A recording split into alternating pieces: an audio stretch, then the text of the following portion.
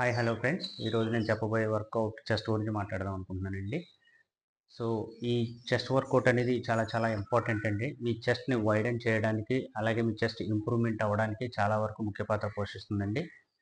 And ఇంకోటి ఏంటంటే, మీకు ఈ చెస్ట్ వర్కౌట్ అనేది చాలా స్లోగా చేయాల్సి ఉంటుందండి. ఏది కూడా మీరు స్పీడ్గా చేయడానికి ప్రయత్నం చేయొద్దండి.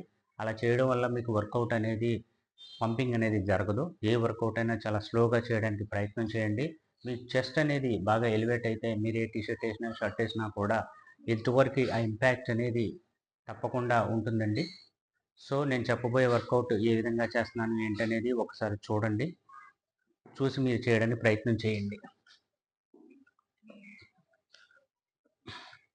మీ 2 లెగ్స్ ఇలా ఎలివేట్ చేయండి. ఈ విధంగా మార్క్ చేసుకోండి. 1 2 3